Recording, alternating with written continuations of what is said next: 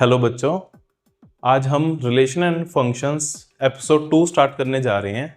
अभी तक आपने पढ़ा है रिलेशन, डोमेन, कोडोमेन, रेंज, ठीक, order pair, Cartesian product. Video 1 में ये सब आप पढ़ चुके हो। आज हम स्टार्ट कर रहे हैं टाइप ऑफ रिलेशंस। ठीक है, टाइप ऑफ रिलेशंस डिफाइन करते हैं। स्टार्ट करते हैं रिलेशन इन अ सेट से। Relation in a set. Relation in a set का मतलब अभी तक आपने जो रिलेशन डिफाइन किया था वो A टू B डिफाइन कर रहे थे। अगर मैं आपको एक relation A to A define करवाऊं, वो होगा आपका रिलेशन इन अ सेट। एक सेट का खुद के साथ जो रिलेशन होता है उसे रिलेशन इन अ सेट कहते हैं। ठीक, सो ये बेसिकली लिखा जाएगा A order pair A, B such that A and B belongs to A। और ये सब क्या होंगे? सबसेट होगा। किसका सबसेट होगा? A क्रॉस A का, क्योंकि रिलेशन हमेशा सबसेट होता है कार्टेशियन प्रोडक्ट का। अब यहाँ पर A क्रॉस B की जगह क्या आएगा? A क्रॉस A आएगा। सो इसमें जितने भी ऑर्डर पेयर होंगे वो सबसेट में आ रहे होंगे, A क्रॉस A के सेट में आ रहे होंगे, उसका सबसेट बन रहा होगा। यहां तक क्लियर? चलो, इसके बाद inverse of relation.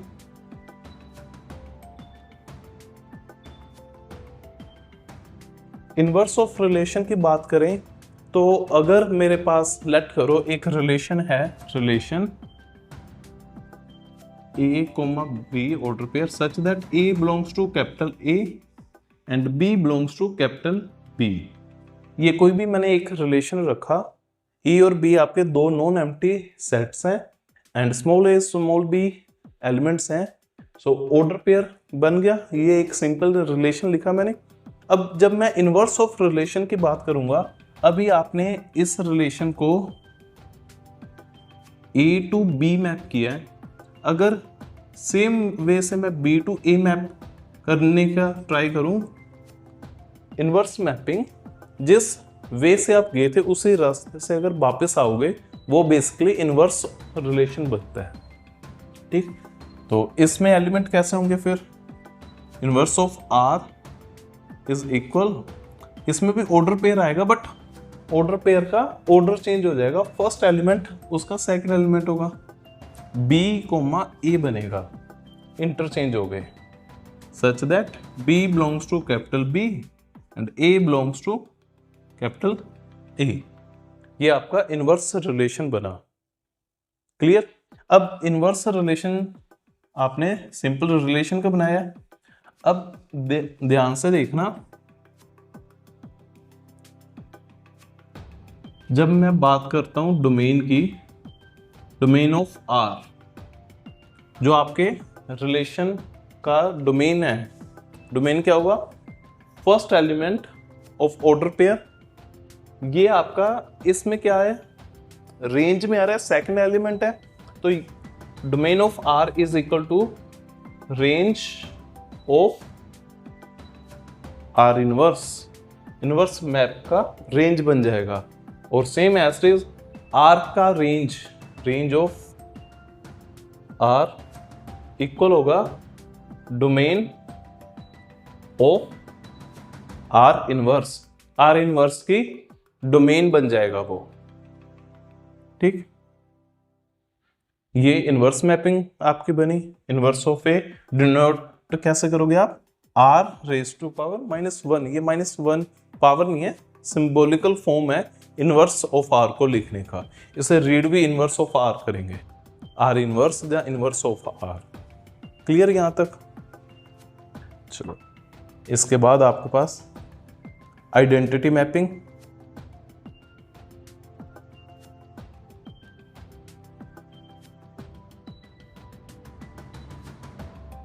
Identity mapping या identity relation.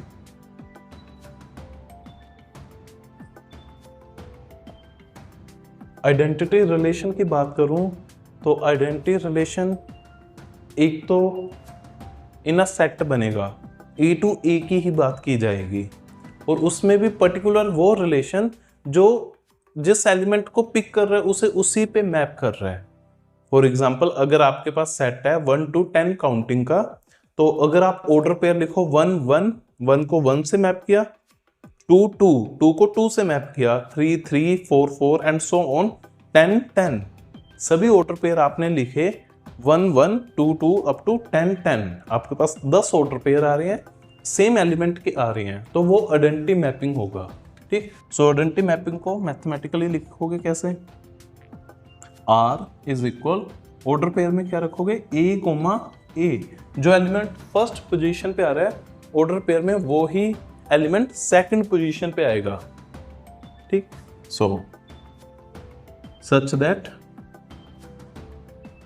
A belongs to capital A, जो भी सेट पे आप आइडेंटिटी मैपिंग फॉर्म कर रहे हो। अब इसमें ना ध्यान देना, आगे चल के हम रिफ्लेक्सिव पढ़ेंगे नेक्स्ट टाइप। रिफ्लेक्सिव और आइडेंटिटी मैपिंग में बच्चे अक्सर कंफ्यूज हो जाते हैं कि आइडेंटिटी मैपिंग रिफ्लेक्सिव बन सकती है, बट हर एक रिफ्लेक्सिव मैपिंग या रिलेशन आइडेंटिटी रिलेशन नहीं होता। ये चीज़ का स्पेशल ध्यान रखना, और एग्जांपल से मैं क्लियर भी करूंगा। रिपीट करता हूँ, एवरी आइडेंटिटी मैपिंग आपकी हमेशा रिफ्लेक्सिव बन सकती है, बट रिफ्लेक्सिव आपकी आइडेंटिटी नहीं बन सकता। ठीक है, बन सकता है बट हर बार बने ये जरूरी नहीं है, एक्सेप्शन भी होती है, और इजीली आपको डिफाइन करूंगा कि कैसे वो नहीं बनता। क्लियर, चलो यहां तक 3 टाइप्स। अब स्टार्ट करते हैं रिफ्लेक्सिव। ये रेज कर देता हूं मैं, एक बार नोट कर लो। अगर कुछ भी आपका बच्चे नोट करने वाला रह जाए तो वीडियो को बैक कर सकते हो। ठीक है, सो चलो अब हम स्टार्ट करते हैं। अभी तक 3 टाइप्स की थी, दोबारा से कर लेते हैं। एक तो हमने किया कि relation in a set A cross A, फिर इनवर्स मैपिंग डिफाइन की, A टू B है तो वो B टू A होगा, ऑर्डर चेंज हो जाएगा ऑर्डर पेयर का। एंड थर्ड हमने अभी अभी पढ़ा है आइडेंटिटी मैपिंग। आइडेंटिटी मैपिंग का ध्यान रखना, ठीक है, A to A order pair, उसमें क्या होगा A कोमा A। चलो अब हम रिफ्लेक्सिव टाइप ऑफ रिलेशन में चलते हैं।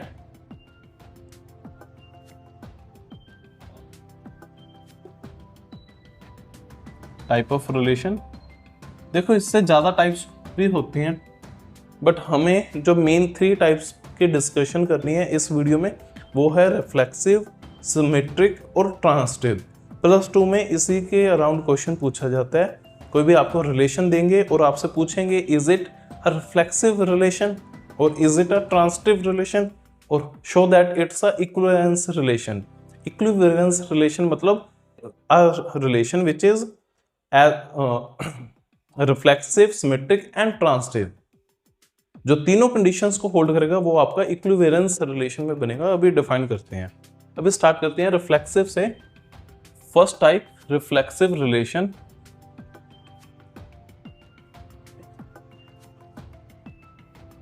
रिफ्लेक्सिव रिलेशन,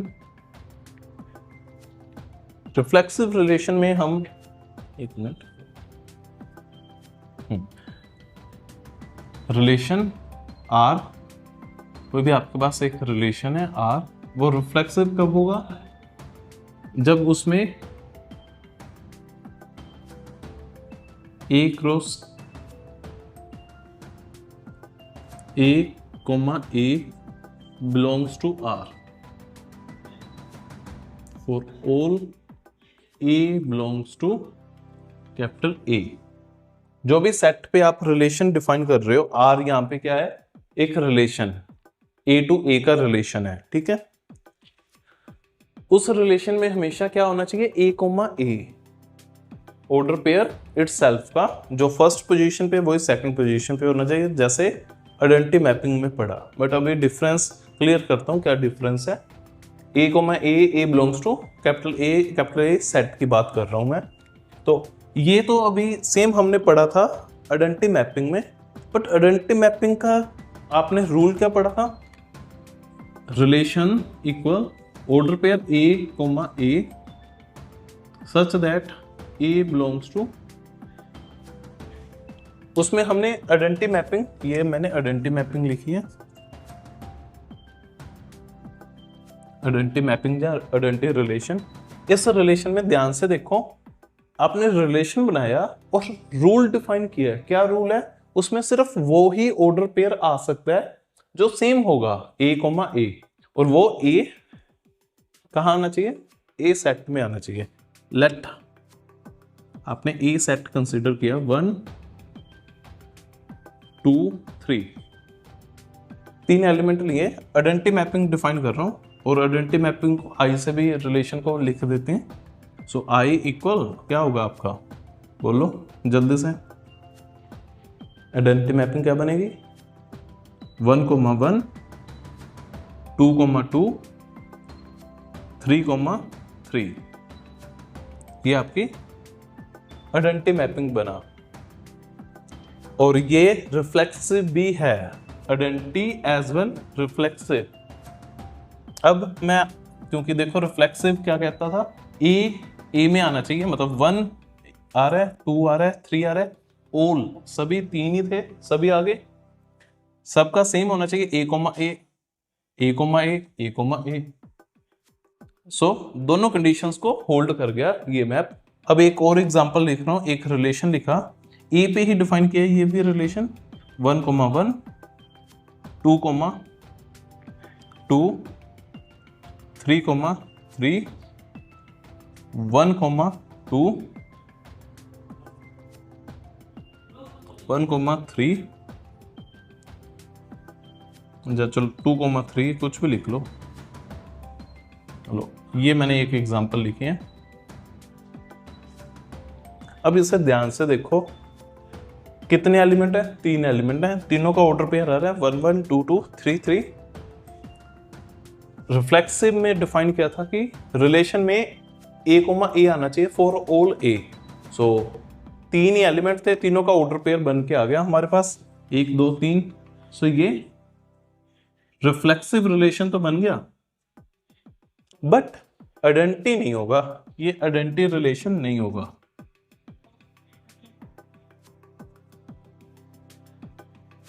आइडेंटिटी रिलेशन नहीं होगा। क्यों नहीं होगा? सोचो, आइडेंटिटी ने कहा था कि इसके पास सिर्फ और सिर्फ ए कोमा ए वो ही ऑर्डर पेयर आना चाहिए, इसके अलावा कोई और ऑर्डर पेयर नहीं आना चाहिए। बट अभी देखो इस रिलेशन के पास 1 कोमा 2 है, 2 कोमा 3 भी है, 2 ऑर्डर पेयर आपके एक्स्ट्रा आ गए। बट आइडेंटिटी में आपने कहा था कोई भी ऐसा एक्स्ट्रा ऑर्डर पेयर आ ही नहीं सकता, तो ये आइडेंटिटी नहीं होगा। बट रिफ्लेक्सिव में ऐसी कोई कंडीशन नहीं रखी थी, आपने रिफ्लेक्सिव में सिर्फ कहा था कि ए कोमा ए रिलेशन में आना चाहिए, इसके अलावा कुछ आ रहा है नहीं आ रहा हमें मतलब नहीं है। हम सिर्फ क्या चेक करेंगे, जो एलिमेंट है उन सब का ऑर्डर, उस ऑर्डर पेयर आ रहा है या नहीं आ रहा, बस। कुछ और आ रहा है कुछ और नहीं आ रहा, हमें उससे मतलब नहीं होगा। क्लियर यहां तक सभी को? नोट कर लो। सो आइडेंटिटी और रिफ्लेक्सिव में कंफ्यूज मत तो होना। अगेन कंफ्यूजन हो जाती है बच्चों को कि आइडेंटिटी खुद अपने आप में रिफ्लेक्सिव तो बन जाता है, बट हर एक रिफ्लेक्सिव आइडेंटिटी नहीं बन पाता।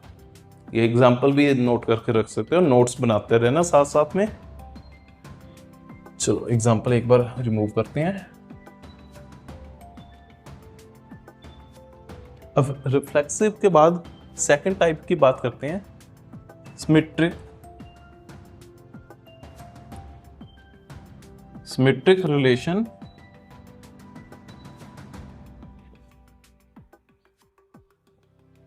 सिमेट्रिक रिलेशन, इसकी ना एक मैं वर्डिंग, बुकिश वर्डिंग नहीं लिख रहा, एक स्पेशल वर्डिंग लिख रहा हूं, आप नोट कर लो। उसके बेस पे ही हम चेक किया करेंगे कि वो सिमेट्रिक है या नहीं। ठीक, एवरी relation is symmetric.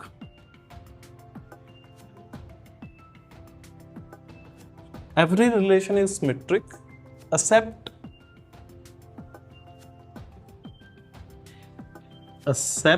ये वर्ड को ध्यान से नोट कर लो, except there exists A, B belongs to R relation but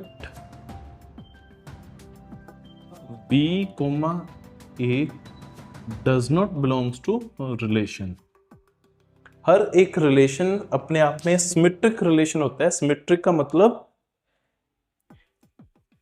if A comma B belongs to R then B comma A must belongs to R. if a comma b belongs to R then b comma a order pair must belongs to R। ये reflexive की definition है, but ये direct apply नहीं करनी। हम क्या apply किया करेंगे, हम मान लेंगे कि हर एक रिलेशन सिमेट्रिक रिलेशन है जब तक हमें कोई ऐसा एलिमेंट नहीं मिलता जो खुद आ रहा है उसका इनवर्स नहीं आ रहा, जो खुद ऑर्डर पेयर आ रहा है उसका इनवर्स नहीं आ रहा। अगर ऐसा कोई मिल जाता है फिर वो फेल हो जाएगा, फिर हम उस रिलेशन को सिमेट्रिक रिलेशन नहीं बोल सकते। फॉर एग्जाम्पल, इसके भी एक एग्जाम्पल लिखते हैं। सेम वही अगेन ए सेट डिफाइन कर लेते हैं 1 2 3 आपने नोट किया हुआ है। और आइडेंटिटी जो मैपिंग थी अपने आप में 1 1 2 2 3 3 ये मैपिंग थी। अब ध्यान से देखो 1 1 2 2 3 3 क्या इसके अलावा कोई ऐसा एलिमेंट दिख रहा है जो a कोमा बी हो बट b कोमा a ना हो? जैसे 1 2 आ जाए 2 1 ना आ रहा हो, ऐसा तो कोई एलिमेंट एग्जिस्ट ही नहीं कर रहा।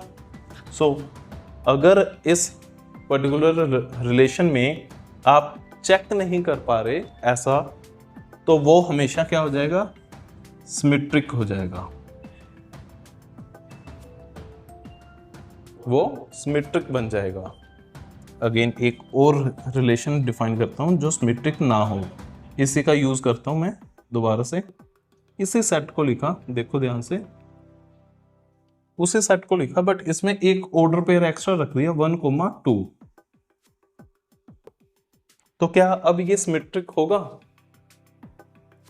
देखो इसमें आ गया ना आपका 1 2, क्या इसमें 2 1 आ रहा है? 2 1 ऑर्डर पेयर नहीं आ रहा, कहीं भी नहीं लिखा मैंने। सो कोई भी एक ऑर्डर पेयर जिसका इनवर्स उसी रिलेशन में ना आ रहा हो वो सिमेट्रिक नहीं होता, ये फेल हो गया। अब हम इसे सिमेट्रिक नहीं कह सकते। बट अगेन ये सिमेट्रिक फेल हुआ है, रिफ्लेक्सिव तो अभी भी है। 3 एलिमेंट थे, तीनों का ऑर्डर पेयर पड़ा है 1 1 2 2 3 3। रिफ्लेक्सिव है, सिमेट्रिक नहीं है। ठीक, हाँ, अगर आप इसे बिलोंग करवा देते हैं, लेट्स सपोज इसमें एक एलिमेंट बढ़ा देता हूं मैं 2 1, 2 1 भी रख दिया। अब ये reflexive as well as symmetric बन जाएगा। क्यों? ये 3 एलिमेंट तो थे, इन्हें तो चेक भी नहीं करना, सेम एलिमेंट का इनवर्स तो सेम ही रहेगा, इसे चेक करना था। 1 2 2 1 उसका इनवर्स उसी के पास आ गया। हमें कोई मतलब नहीं है कि हम 1 3 को भी चेक करें कि 1 3 है तो 3 1 हो। जब वो खुद ऑर्डर पेयर नहीं है तो उसका इनवर्स भी क्यों चेक करेंगे? ठीक, सो सिर्फ और सिर्फ जो रिलेशन में आ रहा है उसी के बेसिस पे ये कंडीशन चेक की जाती है। अगर कोई ऐसा मिल जाए जिसका इनवर्स नहीं एग्जिस्ट कर रहा, तो हम बोल देंगे कि वो सिमेट्रिक रिलेशन नहीं है, वो सिमेट्रिक रिलेशन नहीं है। नोट कर लो। चलो, इसके बाद हमारी थर्ड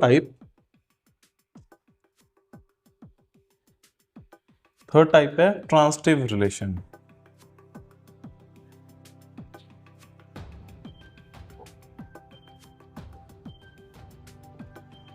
ट्रांजिटिव रिलेशन,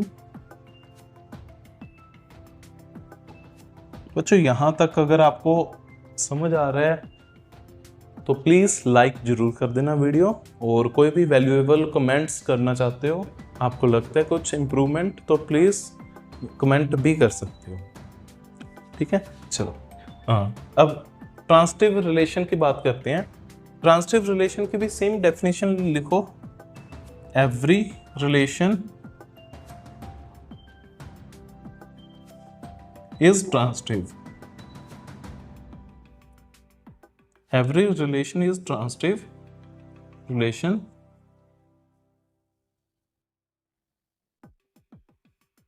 except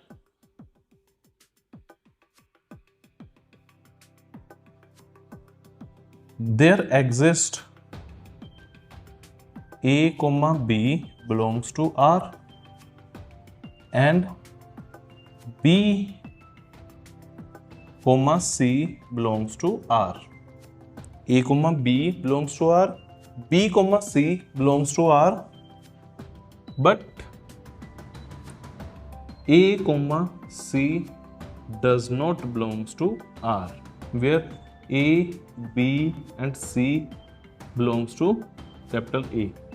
जो सेट के मेंबर हैं, कोई भी तीनों डिस्टिंक्ट पे बात करेंगे।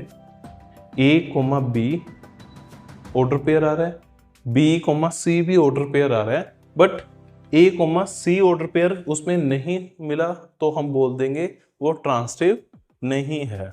अगर कोई ऐसा सेट आता है, ऐसा रिलेशन आता है जिसमें हम ये चेक ही नहीं कर पा रहे, तो वो ऑटोमेटिकली क्या बन जाएगा?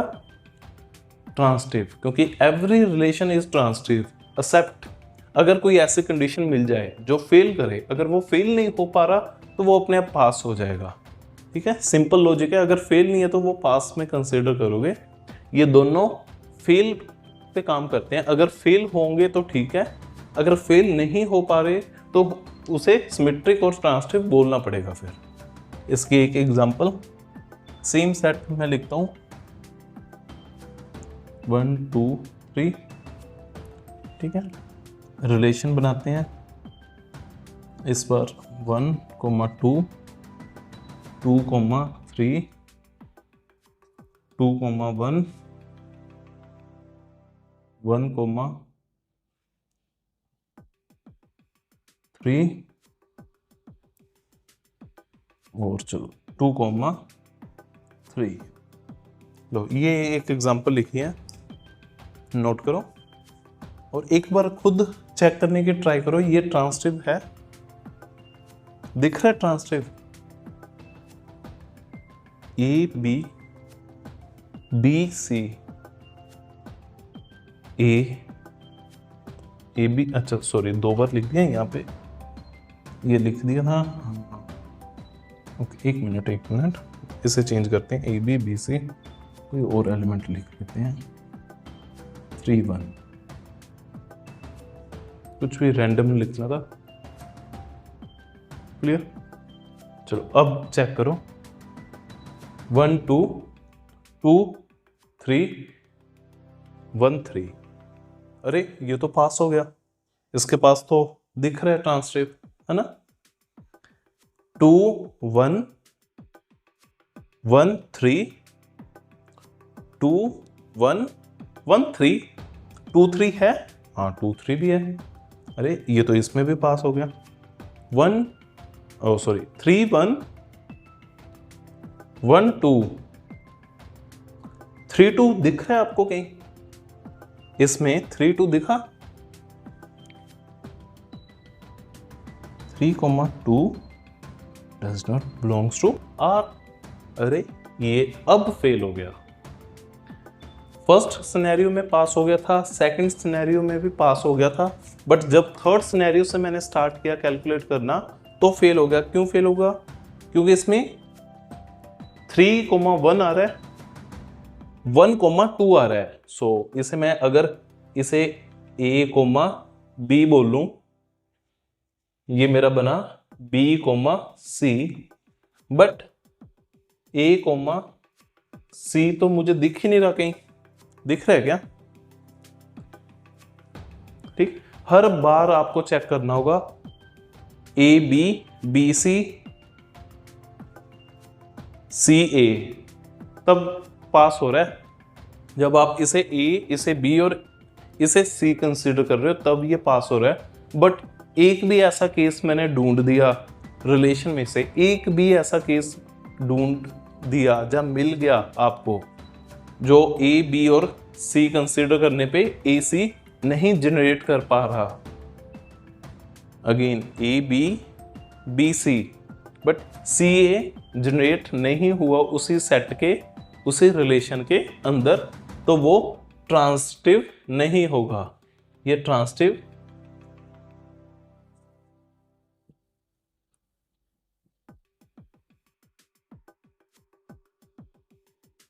Not a transitive relation. Clear?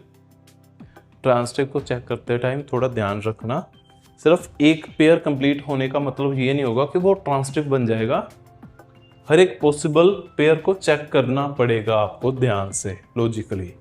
बस आपने क्या चेक करना है, ए बी बी सी सी ए देखते जाना है हर बार। क्लियर? नोट करो। और 2 एग्जांपल्स करते हैं, एक बार आपकी प्रैक्टिस हो जाए, ठीक। बाकी एग्जांपल्स और रिलेशन के क्वेश्चंस नेक्स्ट वीडियो में करेंगे, और 4th वीडियो में हम स्टार्ट करेंगे फंक्शंस स्टार्ट करेंगे। अभी के लिए हम इसकी 2 एग्जांपल्स इस वीडियो में करते हैं, और बाकी पर्टिकुलर एग्जांपल्स के लिए मैं एक वीडियो आपको अलग से प्रैक्टिस के लिए दूंगा, और एक्स्ट्रा प्रैक्टिस क्वेश्चंस भी प्रोवाइड करवाऊंगा, जिससे आपकी इस पे पकड़ स्ट्रॉन्ग हो जाए। एक बड़ा क्वेश्चन जरूर आता होता है इसमें से, कि एक रिलेशन देके आपसे पूछेंगे is it a reflexive, symmetric और ट्रांजिटिव, आपको चेक करना होगा। क्लियर? एक छोटा सा टॉपिक और कर लेते हैं, इसी के साथ है, मैंने स्टार्टिंग में आपको बोला था अगर तीनों होल्ड कर जाएं वो बनता है हमारा इक्विवेरियंस रिलेशन। बस डिफाइन कर देता हूँ, कोई नया नहीं है, ठीक है। यहाँ छोटा छोटा लिख देता हूँ।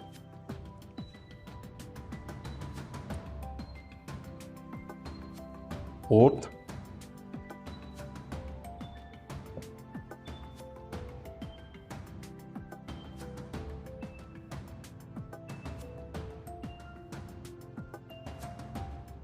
इक्विवेरियंस रिलेशन।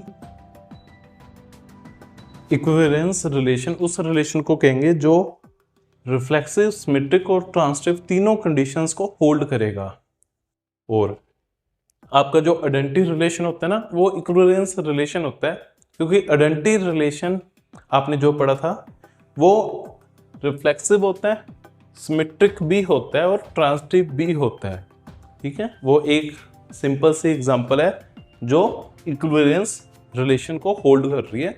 इसके अलावा भी बहुत सारे ऐसे रिलेशंस होते हैं जो आइडेंटिटी रिलेशन के अलावा जो इक्विवेरियंस की कंडीशन को होल्ड करते हैं। क्लियर? चलो एक एग्जांपल कर देते हैं, बस एक रेज कर रहा हूँ ये।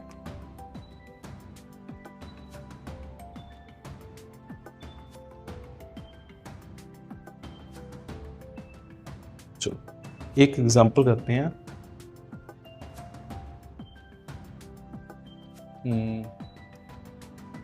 रिलेशन, चलो एक रिलेशन डिफाइन करते हैं,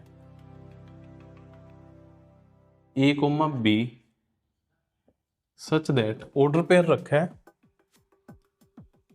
ए is less than and equal to B, A and B belongs to natural. Natural number का एक रिलेशन बना रहा हूं। कैसा रिलेशन होगा ये होगा R natural to natural, natural number to natural number का रिलेशन, ठीक। क्या रूल है आपका? ऑर्डर पेयर में वो नंबर्स आएंगे, फर्स्ट ए, फर्स्ट पोजीशन पे ए आएगा which is less than equal to B second position पे। फॉर एग्जांपल 1,2, 2,3, 3,4, ये सब ऑर्डर पेयर इस रिलेशन में आएंगे। इसके अलावा 1,1 आएगा, 1 इज ऑलवेज लेस देन और इक्वल टू 1, इक्वालिटी की तो कंडीशन होल्ड कर ही रहा है। सो 1,1, 2,2, 3,3 सब आ रहे हैं। सो चेक करते हैं। अच्छा, स्टेटमेंट पूरी कर लो, check is it reflexive, symmetric और ट्रांजिटिव, तीनों कंडीशंस चेक करनी है। तो सबसे पहले फर्स्ट कंडीशन की बात करें।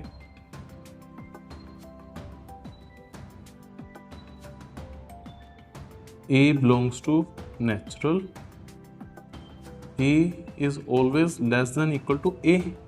कोई भी नेचुरल नंबर लेस देन और इक्वल टू में लिख सकते हो क्योंकि इक्वालिटी होल्ड कर रहा है। 5 for example 5, 1 less than 1, 5 less than equal to 5, equality के कारण होल्ड कर रहे हैं। अगर इक्वालिटी ना होती फिर ये कंडीशन होल्ड ना करती, बट इक्वालिटी है तो कंडीशन होल्ड करेगी। So A less than equal to A for all A belongs to natural, that imply A comma A belongs to relation। आपके रिलेशन में आएंगे, कंडीशन को होल्ड कर रहे हैं। Hence R is reflexive relation। R क्या बन गया आपका? रिफ्लेक्सिव रिलेशन बन गया। ठीक, कंडीशन। चलो सेकंड चेक करो, सिमेट्री। एक बार आप ट्राई करो। सिमेट्री 2,3 बट 3,2 नहीं। Let's see, if A less than equal to B where A not equal to B and A comma B belongs to natural। मैंने दो डिस्टिंक्ट नेचुरल नंबर्स लिए हैं, दो डिस्टिंक्ट, आपस में सेम नहीं है। कंडीशन को होल्ड कर रहे हैं, A less than equal to B, A and B are natural, then B never, clear. B, अगर B आपने डिक्लेयर कर दिया, दोनों इक्वल नहीं है तो इक्वालिटी की तो बात ही खत्म हो गई। कि इक्वल ही नहीं है तो रेसिप्रोकल में भी इक्वालिटी ये कंडीशन ना बन जाए तो मैंने रख दिया। अब इस केस में क्लियरली आपको दिख रहा है कि B अगर बड़ा है A से तो लेस देन हो नहीं सकता। दैट मीन इस कंडीशन के कारण तो आप कह रहे थे A comma B belongs to relation, because condition hold कर रहा है रिलेशन की, but B comma A does not belongs to relation. ऐसा एक भी ऑर्डर पेयर मुझे मिल गया जो कंडीशन को फेल कर रहा है तो ओवरऑल वो कंडीशन फेल ही कंसिडर होगी। Hence R is not a symmetric relation। So R is not a symmetric relation। अब थर्ड कंडीशन, ट्रांजिटिव चेक करते हैं। ट्रांजिटिव चेक करने के लिए अच्छा सोचो 2 मिनट, क्या ये ट्रांजिटिव बन सकता है? ट्रांजिटिव के लिए आपको 3 एलिमेंट पे काम करना है, A, B और C। तो स्टार्ट करते हैं।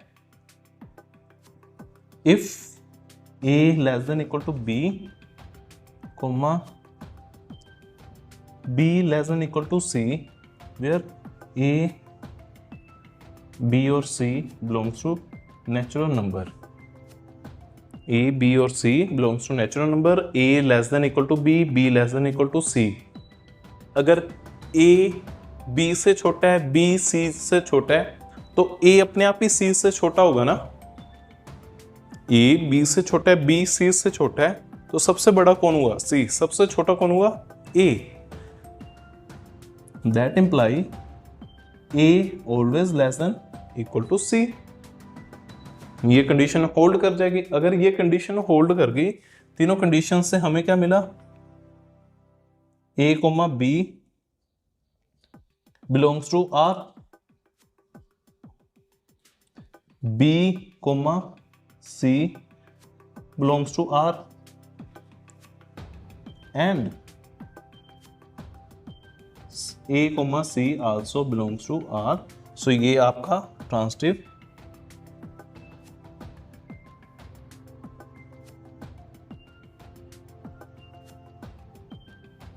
ट्रांजिटिव रिलेशन बन गया।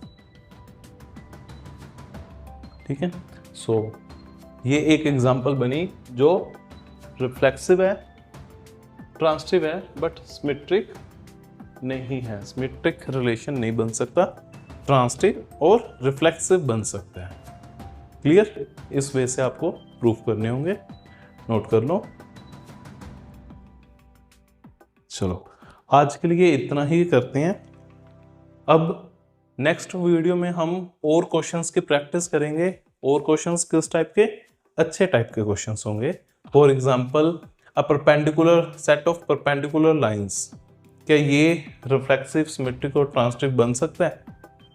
सेट ऑफ परपेंडिकुलर लाइंस और सेट ऑफ पैरेलल लाइंस, उसमें रिलेशन कौन कौन से एग्जिस्ट करेंगे, क्या रिलेशंस है, इस टाइप के और काफ़ी क्वेश्चंस हैं।